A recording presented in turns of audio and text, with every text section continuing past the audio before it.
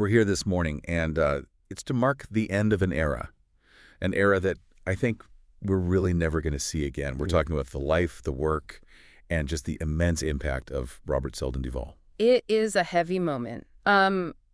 For the film industry, for sure, but really for anyone who just appreciates the craft of acting itself. Yeah. Robert Duvall passed away yesterday, it's February 15th, at his home in Middleburg, Virginia. He was 95. 95 years old. Yeah.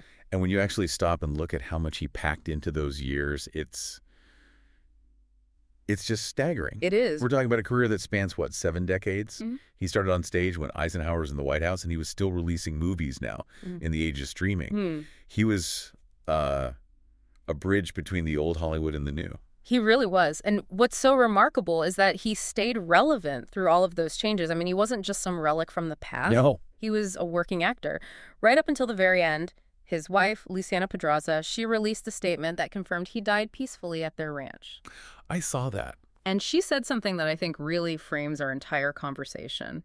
She said, "To the world, he was an Academy Award-winning actor. To me, he was simply everything." That's powerful. But she also made a point to note his dedication to, and this is her phrase, the truth of the human spirit. That phrase, truth of the human spirit, that really anchors everything he did, doesn't it? It does. You know, people throw around terms like character actor or leading man, and usually you were one or the other. You were the star, the John Wayne type, or you were the guy who played the sidekick. A quirky neighbor, the villain. Exactly. Duvall just completely destroyed that distinction. He erased the line. That's a very, very accurate way to put it. He could inhabit a character so completely that you forgot you were watching a movie star. He could absolutely lead a film. You look at The Apostle or Tender Mercies. But he came at those leading roles with the same incredible detail of a character actor. Vanity just wasn't part of his toolkit. He was after reality. So we have a tremendous amount of ground to cover. We need to look at where he came from, because his background was not what you'd expect. Not at all. We have to clear up some of the myths about his military service, and then his training in New York with some very famous roommates. Right. And of course, we're going to walk through the filmography, The Godfather, Apocalypse Now, Lonesome Dove.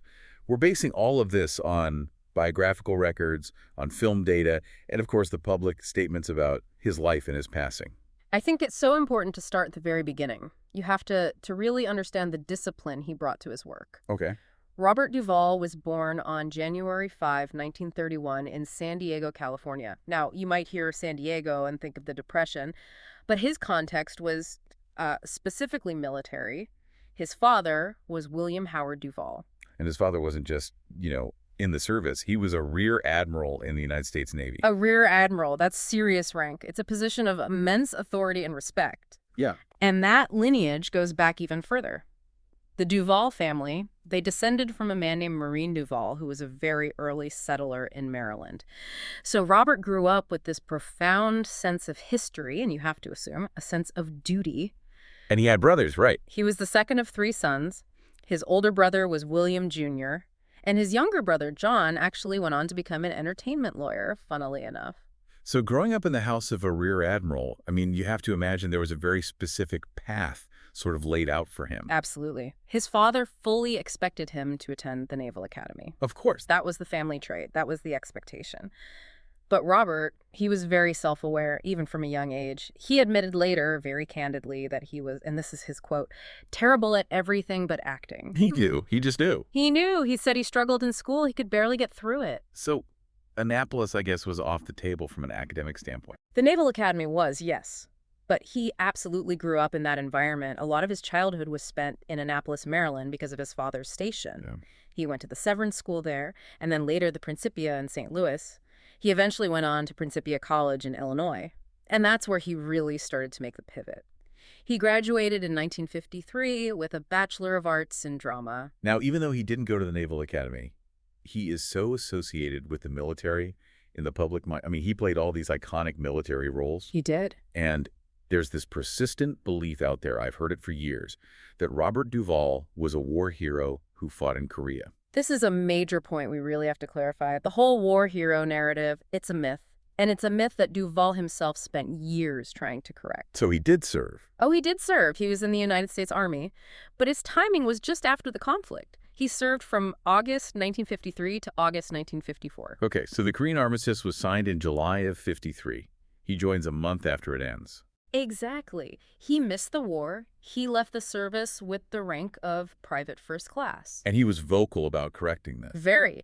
In 1984, he did an interview where he was clearly frustrated with the press for exaggerating his record. He said stories had him shooting it out with the commies from a foxhole over in Frozen Chosen, or claiming he was at Pork Chop Hill. Wow. And he was so honest about it. He said, I barely qualified with the M1 rifle in basic training. I think that honesty says so much about him. It would have been so easy for an actor in Hollywood to just let that rumor go. Of course. To let people think he was a combat veteran. But it seems like he respected the actual veterans too much to steal that valor. That's exactly right. He didn't want credit for something he didn't do, for suffering he didn't endure. In fact, his time in the Army was actually where he started getting more stage time. Really? Yeah. While he was stationed at Camp Gordon in Georgia, he appeared in an amateur production of a play called Room Service in nearby Augusta. So even in uniform, he was finding a stage. So once he gets out in 54, that's when the real work starts. He doesn't go straight to Hollywood. He goes to New York. Yes. And this is where the story becomes, legendary. He goes to the neighborhood playhouse. He did, and he went on the GI Bill. That government support is what allowed him to enroll there in New York in 1955. And this part is crucial. He studied under Sanford Meisner. We have to pause on that name, Sanford Meisner. For people who aren't, deep into acting theory, Meisner is one of the pillars of American acting. He is. The Meisner technique it's distinct from what people think of as the method, as taught by Lee Strasberg, though they both come from Stanislavski. Right. Strasberg was about using your own past, your own trauma. Emotional recall, yes. Using your pain to fuel a scene. Meisner was different. His whole thing was living truthfully under imaginary circumstances. The core of his training is repetition and listening. Listening. You don't plan how you're going to say a line. You listen to your partner, you observe them, and you react instinctively from your gut. That explains so much about Duvall's style. If you watch him in a scene, he is the best listener in cinema. He's never just waiting for his turn to talk. He's processing. That is pure Meisner. And the environment at the neighborhood playhouse at that time was just electric. You just have to look at his classmates. Okay. In that same group, you had Dustin Hoffman, Gene Hackman, and James Caan. That is an unbelievable lineup. And they weren't just guys in the same class. They were living together, weren't they? They were. Duvall roomed with Dustin Hoffman in a New York City apartment. He lived with Gene Hackman at different points, and we have to be clear about the glamour here. There was none. Right, they were broke. They were completely broke. They were struggling actors in 1950s New York. Duvall worked as a clerk at the Manhattan Post Office. He worked at Macy's. He drove trucks. Wow. They were all scraping together rent money, trying to get auditions. You hear these stories of them playing pranks on each other, borrowing money, just the typical struggles of young artists. But they bonded over that. That friendship with Hoffman and Hackman, it lasted their entire lives. Right up to the end. With Hackman passing recently in 2025, it really was the end of a brotherhood that started in these cold New York apartments 70 years ago. So he's sorting mail and driving trucks, but at the same time, he's building this resume on stage. Yeah. He was a theater animal first. He was. His professional start was actually at the Gateway Playhouse out in Bellport, Long Island. He debuted there in 52 before the Army. But the real heavy lifting happened when he came back in 55. He was doing everything. Picnic, The Crucible, Bus Stop, just grinding out performances. And there was one role, right, in 1957 that really changed everything for him. A View from the Bridge by Arthur Miller. He played Eddie Carbone. This was at the Gateway Theater. That's a huge role. It's a massive, tragic role. A longshoreman in Brooklyn who's grappling with these improper feelings for his niece. It's incredibly heavy stuff. And Duvall later called that role the catalyst of his career. And the catalyst wasn't just the role itself. It was who was in the audience one night. Exactly. Arthur Miller, the playwright himself, attended one of the performances. Can you imagine the pressure? Performing A View from the Bridge with Arthur Miller sitting in the dark watching you. But Duvall delivered. And through that performance, he met key people, which led directly to him getting a lead role in the Naked City television series just a couple of months later. But he kept going back to that role, didn't he? He did. He made his off-Broadway debut in 58, but in 1965, he went back to A View from the Bridge off-Broadway. And this time, he was starring alongside his old roommate, Dustin Hoffman. No way. Yes. And the production was directed by Ulu Grossbard. Duvall won an Obie Award for that performance. He famously called the role of Eddie Carbone his Othello. It was the role he measured all his other work by. So by the 1960s, he starts to transition to the screen. He does the TV circuit, Twilight Zone, The Outer Limits, The Fugitive. But then comes the film debuts in 1962, To Kill a Mockingbird. It's one of the most famous film debuts in history. He was cast as Arthur Boo-Radley. So fascinating because he has no lines, not until the very, very end, and even then it's almost nothing. The whole performance is physical. It's just presence. It's a masterclass in silence. He got the role because Horton Foote, the screenwriter, recommended him. Foote knew Duvall from the Playhouse. They'd worked on a play together in '57. So Foote vouched for him. He told the producers that Duvall was, quote, our #1 actor. And he said Duvall had this unique love for common people. And for the role of Boo-Radley, I read that he stayed out of the sun for 6 weeks to get that pale, ghostly look. He did. And he dyed his hair blonde. He just created this whole physicality of a man who'd been hidden away from the world his entire life. And when he finally appears, behind that door, to save Scout and Jem, he's terrifying, but at the same time, incredibly gentle. That dichotomy, that scary but vulnerable quality, that became a trademark of his entire career. And it established him immediately as someone who did not need dialogue to command a scene. He spent the rest of the 60s building a resume that, most actors would kill for. Captain Newman, M.D., then Bullet with Steve McQueen. Where he played a cab driver, a small but memorable part. And then True Grit in 1969. True Grit is important because there he is, going toe-to-toe with John Wayne. He played Lucky Ned Pepper. Right. And Ned Pepper isn't some cowardly villain. He's a professional. There's that scene where he and Wayne are shouting at each other across a field before the final shootout. Duvall holds his own. He doesn't shrink in the presence of the biggest movie star on the planet. He projects this scrappy, dangerous energy that perfectly balances Wayne's size. Then we hit the 1970s. And if the 60s were the apprenticeship, the 70s were the mastery. This decade is it's one iconic role after another. It's the breakout era. He starts with MSH in 1970, playing Major Frank Burns. Major Burns. He's a hypocrite, a whiner, just remarkably unlikable. And Duvall is hilarious in it.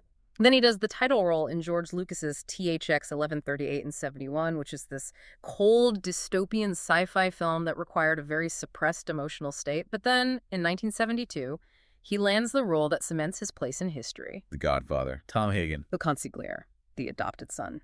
This role is so crucial to the balance of that film. You have Marlon Brando as the heavy, historic weight of the family. Right. You have James Cadian as Sonny, who is a live wire, just explosive and violent.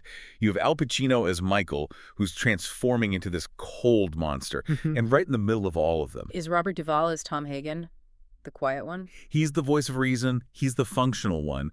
There's that scene where Sonny is screaming his head off, and Tom is just sitting there trying to talk sense. Duvall plays Hagen with this incredible suppressed tension.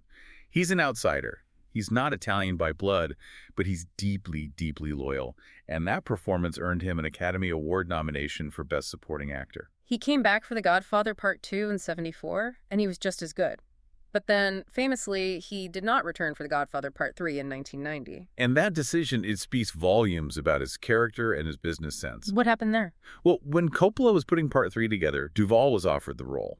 But he looked at the salaries, and he found out that Al Pacino was being paid 3 or 4 times what he was being offered. And he just said no. He walked away. He later told 60 Minutes that if they had paid Pacino twice as much, that would have been fine. He got it. Pacino was the star. Sure. But 3 or 4 times as much. He felt that was disrespectful to his contribution to the first 2 films. He refused to be undervalued, so they just wrote Tom Hagen out of the movie. And the movie suffered for it. Many critics argue the third film suffered greatly from his absence. You lost that emotional anchor. Okay, so back to that incredible 70s run. He does Network in 1976, playing Frank Hackett, the corporate hatchet man. Yeah. Gets a BAFTA nomination. Then The Great Santini in 1979. The Great Santini is just a powerhouse performance. He plays Lieutenant Colonel Bull Meacham, a Marine pilot who treats his family like his own personal military unit. He's terrifying in that movie. Abusive, demanding, and somehow charismatic all at the same time. Duvall made you hate him and pity him, sometimes in the same scene. He got a Best Actor Oscar nomination for that one. But 1979 also gave us a role that might be his most quoted ever. Apocalypse Now, Lieutenant Colonel Kilgore. It's a relatively short role in terms of screen time, but it just completely dominates the first act of the movie. He won a BAFTA and a Golden Globe for it and got another Oscar nomination. We have to talk about the napalm speech. It's one of the most surreal and famous moments in all of cinema. It is. The scene is absolute chaos. Mortars are exploding. Helicopters are flying everywhere. People are dying. And Duvall stands there shirtless wearing a cavalry hat. And he's completely unfazed. He doesn't even flinch. And he delivers that monologue with this bizarre, almost nostalgic cheerfulness. I love the smell of napalm in the morning. It's the delivery of the lines that sells it. He isn't screaming. He's almost wistful. Yeah. He describes bombing a hill for 12 hours straight. He says, "We didn't find one of them, not one stinking dink body. The smell, you know, that gasoline smell, the whole hill, it smelled like victory." And then there's that long pause, and he says, "Someday this war's gonna end." And he sounds sad about it. Like he's going to miss it. Like he's going to miss the war. It perfectly encapsulated the utter insanity of Vietnam. So by the end of the 70s, he's been nominated multiple times. He's a recognized giant in the industry.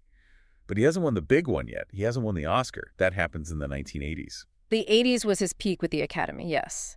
He won Best Actor for the 1983 film Tender Mercies. In this film, he plays Max Sledge, a washed-up, alcoholic country singer who's trying to put his life back together in this huge, empty Texas landscape. And this is where his obsession with authenticity really shines through. Duvall insisted on doing his own singing. I heard that. It was in his contract. It was written into his contract. He said, "What's the point if you're not going to do your own singing? They're just going to dub somebody else. There's no point to that." And he wasn't a professional singer. No, but he practiced until he sounded exactly like a man who had spent his entire life in smoky honky-tonks. His voice had that rough, whiskey-soaked quality to it. Right. His co-star, Tess Harper, said she never really met Robert Duvall on that set. She only ever knew Max Sledge. And the director, Bruce Beresford, they actually clashed quite a bit. They didn't get along. But Beresford admitted later that the transformation was just uncanny.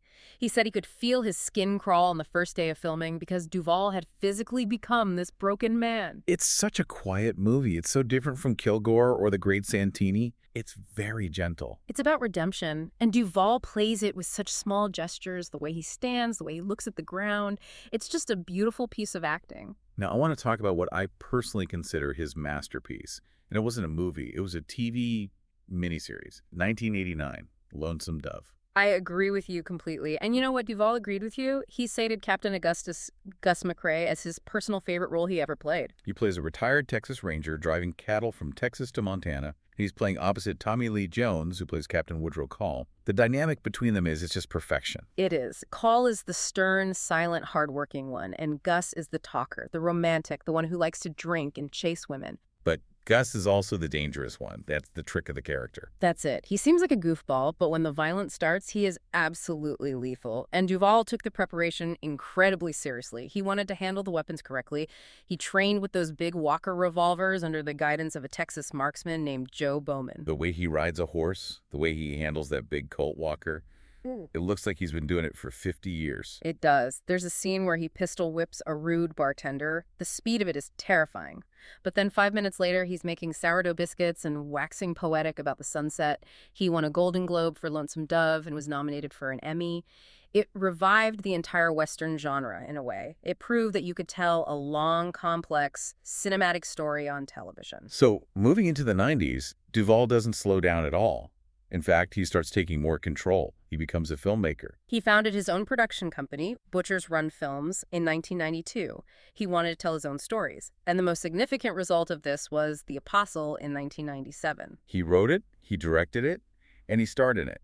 And he largely financed it. He put his own money on the line because the studios, they were nervous about a movie that took religion seriously without making fun of it. He played Euless Sonny Dewey, a Pentecostal preacher who commits a violent crime and flees to Louisiana to start a new church. That's a mesmerizing performance, those preaching scenes. They feel like documentaries. That's because he used real community members in the church scenes, not paid extras. He improvised a lot of the sermons. He just tapped into that rhythm of the Southern evangelical preacher. And he received another Academy Award nomination for Best Actor for The Apostle. It showed he was a total filmmaker, not just an actor for hire. And he was just working constantly in the 90s, Days of Thunder, playing the crew chief to Tom Cruise, Falling Down, The Paper, Sling Blade. He played Joseph Stalin in an HBO film. And won a Golden Globe for it in 1992. The range is just absurd. He goes from NASCAR crew chief to the Soviet dictator.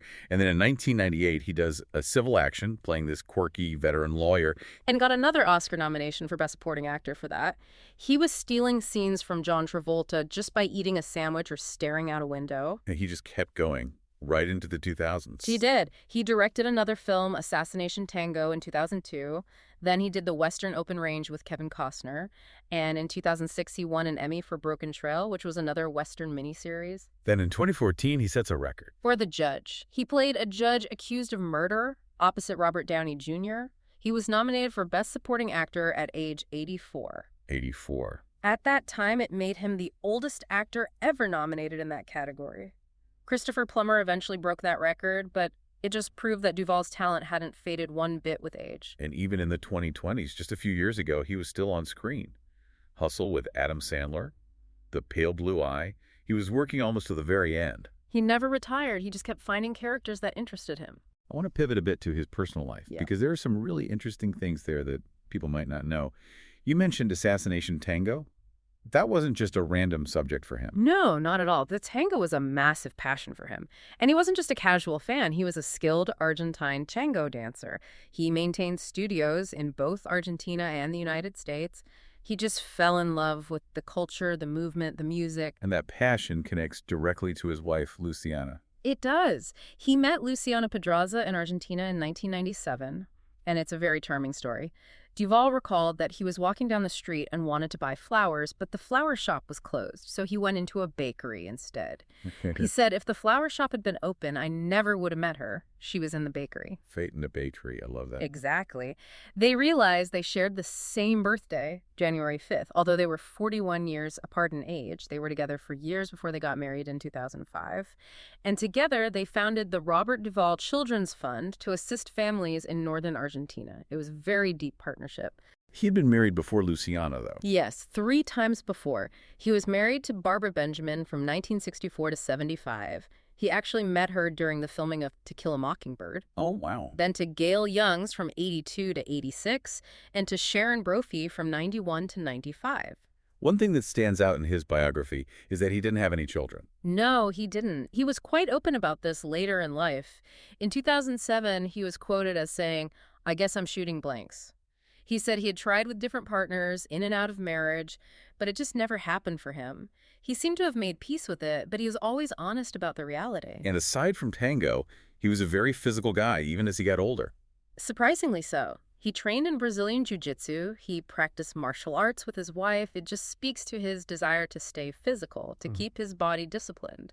Let's touch on his politics, because Hollywood is generally seen as very liberal, and Duvall, he cut a different figure. He did. Duvall was described variously as libertarian or conservative. He was personally invited to George W. Bush's inauguration. He publicly supported Rudy Giuliani in 2008 and then Mitt Romney in 2012. But he wasn't a rigid party-line guy, was he? No.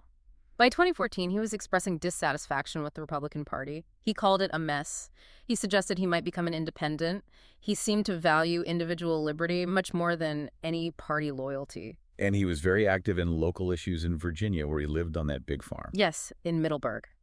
He cared deeply about the land and its history.